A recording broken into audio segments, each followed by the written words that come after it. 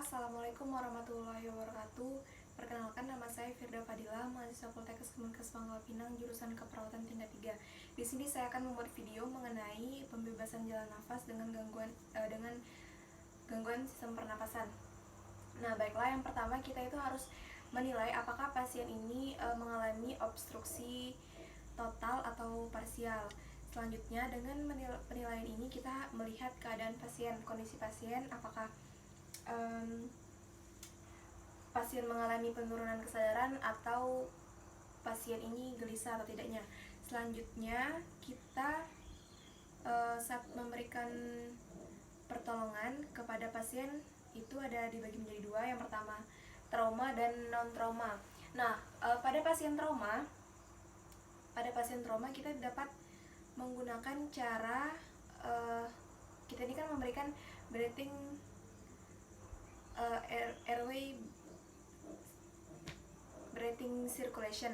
Nah, yang pertama kita lakukan itu pada pasien trauma memberikan dengan cara chin lift dan jaw thrust. Nah, cara chin lift tersebut caranya seperti ini. Cukup menahan, tidak untuk menekan bagian kepala, dahinya ini ditekan seperti ini.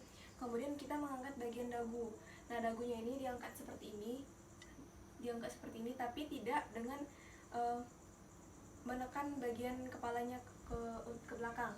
Setelah itu jaw thrust. Pada jaw thrust kita seperti ini di bagian sini dan mengangkat bagian mandibula agar tidak terjadinya pergeseran di bagian yang trauma cervicalnya itu.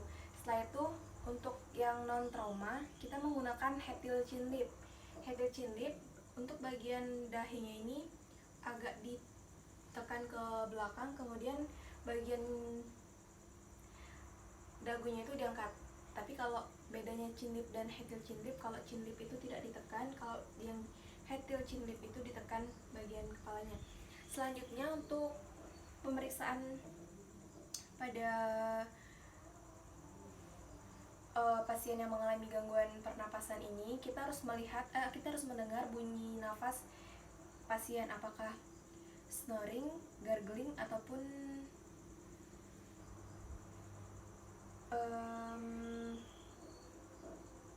stridor.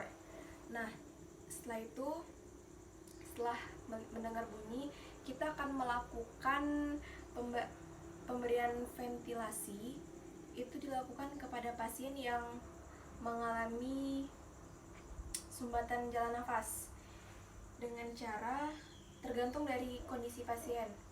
Yang pertama itu adalah mode to mode, terus yang kedua adalah mode to max, yang ketiga itu ada back valve max atau biasa disebut bagging, dan yang keempat itu ada ventilator mekanik.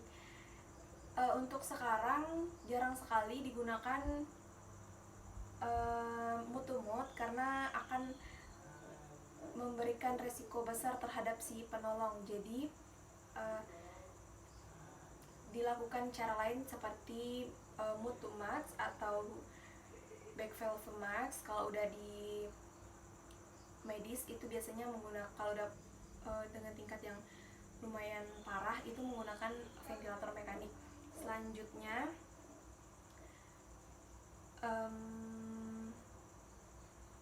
mungkin itu saja yang dapat saya sampaikan pada video kali ini. Mohon maaf jika masih banyak kekurangan. Wassalamualaikum warahmatullahi wabarakatuh. Terima kasih.